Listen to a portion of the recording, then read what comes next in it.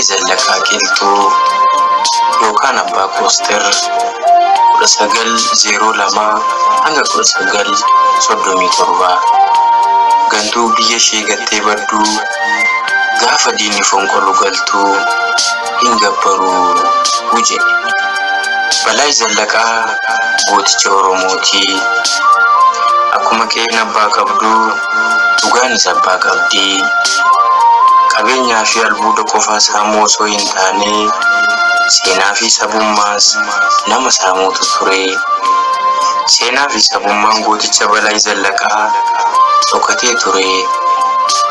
Sabummaa Balay kanaa sabni biroo ofitti maxxanfatee gootummaa isaa ibsuuf jecha የበላይ ዘር ነኝ jechaa ture.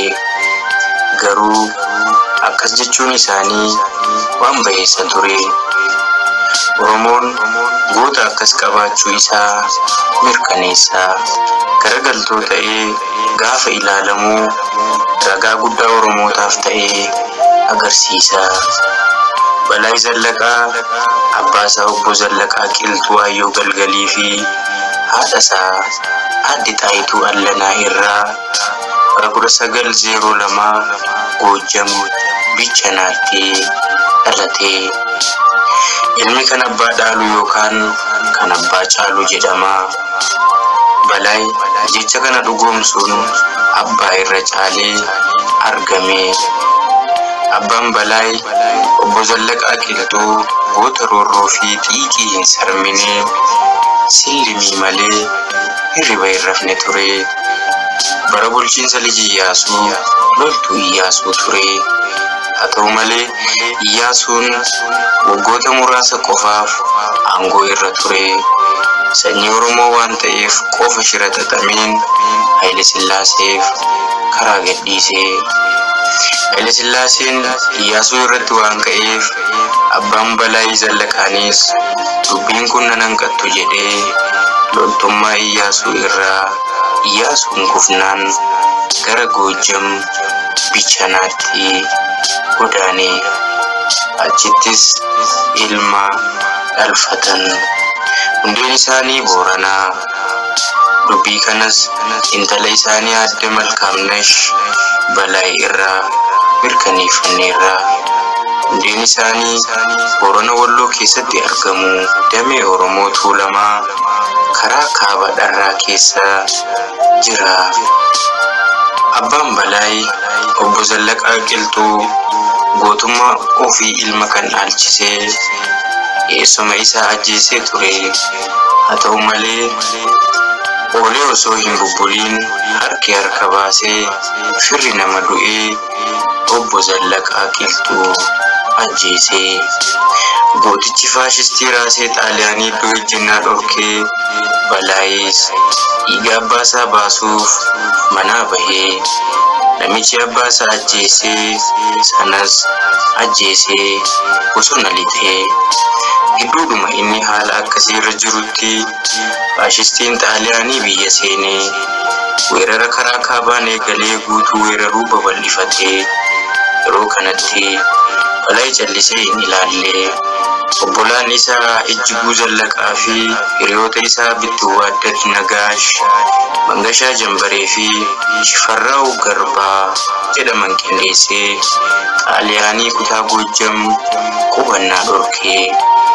Balay Zallaqaa yookaan Abbaan Kooster sirna faashistii Xaaliyaanii bara 1928 hanga 1933 mootii Hatsee Haile Sillaasee biyya ariitee biyya bulchite mormuun obboleessa isaanii Ejjiguu Zallaqaa fi jaala isaa Bittuwaaddad Nagaash gootota jedhaman waliin qabsaa'uun kutaa bulchiinsa Goojjam Barantaa, Bichannaa, Caqataa, Dabra Warq, Dajan, Daansaa, Dibsaa, Diimaa, Dalaantaa, Gonjee, Gubayyaa, Jaarsoo, Innaabsee, Lamacaan, Makanna Salaam, Iciq, Wasdaaf, Yaggee fi Malkaasummaa akka bilisoomsan himamaa. Sababa sanatti አርበኛ ጀግና በላይ ዘለቃ ታው ጦሩ አለቃ yoo jedhaniin jaala isaa goota shifarraው ገርባቴን immoo የሽፈራው እናት አይዞሽ አታልቅሺ የልቡ ሰርተው ነው ልጅሽ አከ jedhaniin seenaatu hima waraanni garee balaa fi hoogganaa xaaliyaanii jeneraal maaliin yeroo danuu walitti baname keessatti garee lachanuu keessaa namoota hedduutu dhume faashistiin xaaliyaanii xiyyaaraa fi meeshaalee ammayyaa guguddaa fayyadamaa ture lola bitootessaa haga eeblaatti 1930 taasifame irratti gareen balaa muraasni booji'amanii turan tooftaan riphee loluu balaa baay'ee cimaa ture tooftaa kanaan xaaliyaanotaa fi baandota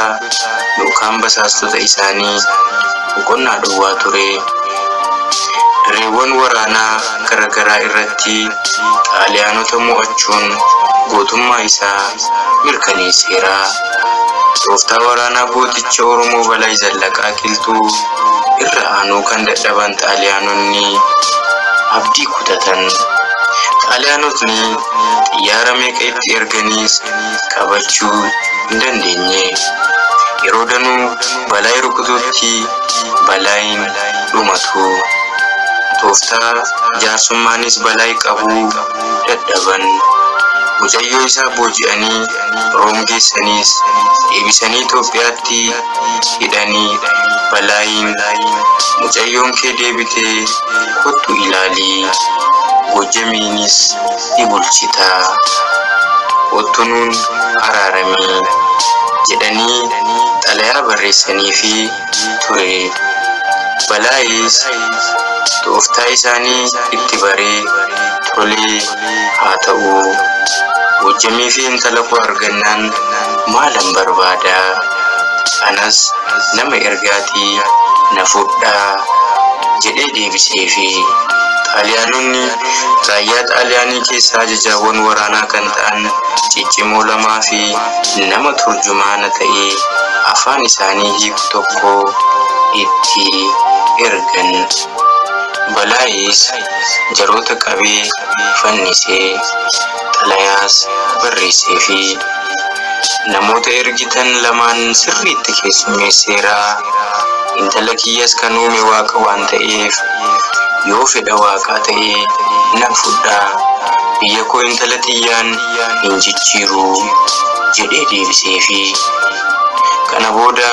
balaa loltoota isaa ciccimoo xaaliyaanotatti ergee intala isaas mana hidhaa Dabra Maarqoosii baasee biyya isaas bilisa baasee bara 1933 faashistiin xaaliyaanii biyya gadhiistee baddee Haile Sillaaseenis jalqaba kanneessee waggaa 5 Ingilizii magaalaa Baaziitti mana bitatee jiraachaa ture yeroo kana deebi'uuf dirqame loltoota Ingilizii muraasa qabatee gara dhiyaatiin deebi'ee Balaa Zallaqaa yeroo kana gurri isaa Goojjam qofaatti osoo hin taane biyya Itoophiyaa irra darbee galaanaan gamatti oduu guddaa ta'eera.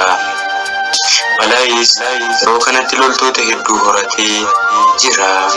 Waa'een ciminaa fi dandeettii isaa kun akkuma gurra Haile Sillaasee bu'een Haile Sillaaseetti shakkiin guddaan guutame. Yeroo Haile Sillaaseen deebi'u kana Balaayi loltoota 40,000 haga 45,000 ta'uu qaba ture. Haile Sillaaseen xaaliyaanii deechee gaafa Itoophiyaan gootota akka Balaayi fa'iin bilisa baatu deebi'ee mootii gonfoo of godhuun labsii labsee abbaan biyyaa biyyarraa dhiqoo kenne. Kana malees Balaayi Zallaqaa goota faashistii barbadeesse ta'uu waan beekuuf of shakkee akka dhaqee isa gabbaruu ajajee. Balaayi garuu biyya ishee gattee baddu gaafa diinni fonqoluu galtu hin gabbaruu jedhee didee qabsootti bobba'ee gammoojjii soommanni fi sulula laga mormor yookaan abbayyaa galii lola cimaa loltuu Haayile Sillaasee waliin walitti bananii waraana cimaa ta'eenis waraanni garee Balaay osoo hin milkaa'in hafee loltoonni hedduun du'anii kun baqatanii Balaay immoo qabamee gara mana hidhaa Finfinnee galee murtiin hidhaa guutuu itti murtaa'e.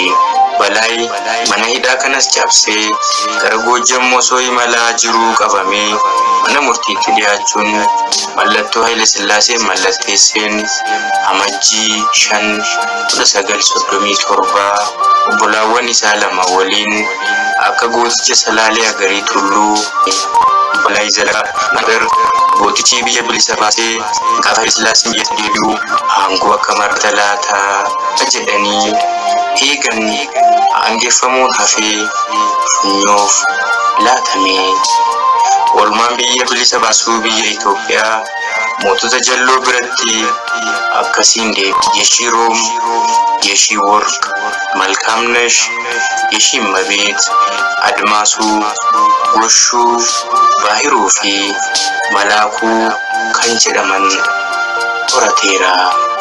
Kitaaba seenaa qabsaa'ota Oromoo fi wareegama jedhu Baqqalaa Lataa Warquutiin barraa'e wabeeffachuuni.